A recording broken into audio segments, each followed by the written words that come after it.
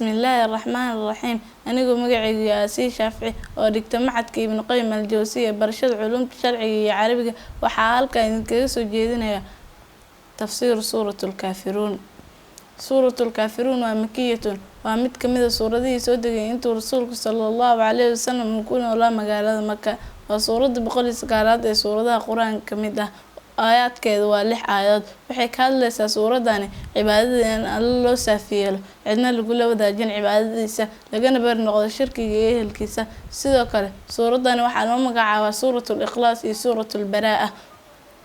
Waxay aad u muujisay inaysan xiriir yeelan karin qof Alle u shariik sameeyay qof ahlu tawxiid ah lana kala bari noqdo. Suuratul Kaafiruun waxay leedahay fadli gooni ah ay dheertahay suuradaha kale. Nabiga sallallahu calayhi wasallam wuxuu dhahay Suuratul Kaafiruun waxay u dhigantaa 4 meelood meel ka mid ah Qur'aanka.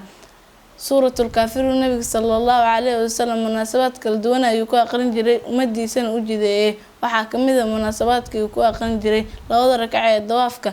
Rakacada hore ayuu ku aqrin jiray, 2 rakac ee fajarka ka horeyso rakacada hore ayuu ku aqrin jiray, markuu seexanayo sidoo kale uu aqrin jiray, 3 rakac ee witirka midda dhexe ayuu ku aqrin jiray. Suuratul Kaafiruun waxay leedahay sabab ay kusoo degtay, sababkaas oo ah mushrikiintii Quraysh ee Nabiga sallallahu calayhi wasallam ugu yeeray inuu soo jeediyay in la heshiiyo, dagaalkan la dhameeyo, meel dhaxana la iskugu yimaado, cibaadada iyo ilaahyadana la isku daro lana qaybiyo, hal sanana Ilaah la caabudo, hal sanana asnaamta la caabudo, sidaana lagu heshiiyo, dagaalkan lagu dhameeyo.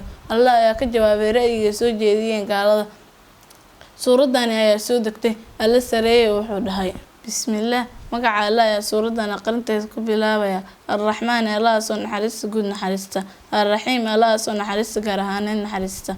Qul leh rasuulka sharafta badano yaa ayyuhal kaafiruun gaalo la a'budu ma caabudayo hadda iyo waqtiga soo socdaba ma asnaamta tacbuduuna aad caabudaysaan walaa antum idinkana ma tihiin intaa shirkiga ku sugan tihiin caabuduuna kuwa caabudayo ma Allah a'budu aan caabudo walaa ana aniguna mihi caabudu midu cibaadaysanayo ma cabadtum cibaadadiina oo kale walaa antum idinkana ma tihiin caabuduuna kuwa cibaadaysanayo ma acbudu cibaadadeeda oo kale lakum idinka waxaa idiin sugnaaday gaalo diinikum diintiina shirkiga ah samaysateen ayadoo aan la idiin waxyoon wali anigana waxaa ii sugnaaday diintiida tawxiidka oo Alle igu soo dejiyay. Wuxuu Alle sidaas ugu jawaabay kuna fashiliyay isku daydii madaxdii Quraysh ee ku doonayeen inay islaamka uga adkaadaan. Faa'iidada ugu weyn ee Suuratul Kaafiruun ka faa'iideysanayna waxay tahay inaysan suurtagal noqon karin in la rumeeyo wax caadi ah laga dhigo qorshaha ay horay gaalada u dooneen haddana ay doonayaan horay Alle uga diiday haddana rabo qofka muslimka inuusan aqbalin qorshahaas oo ah mideynta xaqa iyo baadilka, mideynta diinta islaamka iyo diimaha baadilka, mideynta shirkiga iyo tawxiidka, burburinta caqiidatul walaa wal baraa, caqiidadaas oo tilmaamayso in laga walaal dhigto qofka muslimka lagana bari noqdo qofka gaalka ee caabudo Allah waxa ka soo haray. Si loo burburiyo caqiidatul walaa wal baraa casrigan aan noolahay qofka muslimka ahna walaal looga dhigo ciduusan Alle walaal uga dhigin, gaaladu waxa ay ku baxsheen xoolo iyo maskax ay kula dagaalamayaan caqiidadaasi maadaama ay u arkaan caqiidadaasi inay hor istaagsan tahay ku faafinta dadka muslimiinta dhexdooda gaalnimada iyo fisqiga, fujuurka, ilxaadka iyo afkaaraha kale ee baadilka. Waxayna isku raaceen cidii rumaysa caqiidada waa la Suuratul Kaafiruun ku sugay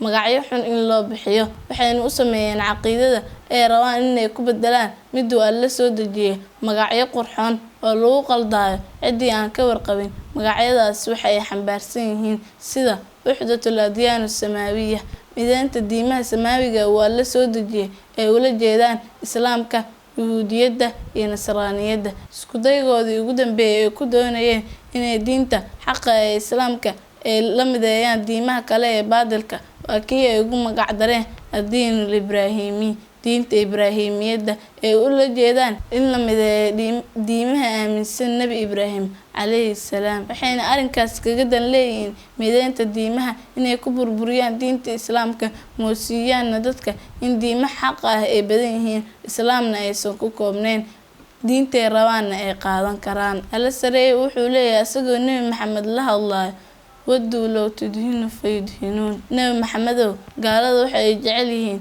inaa xaqa ka dabacdid aad ka tagtid qaar kamida wuxuu alle ku faray ee ayagana kuusoo dabcaan ee ha ka aqbalin inaad ka tagtid qaar kamida wuxuu alle ku faray. Assalaamu calaykum waraxmatullaahi wabarakaatu.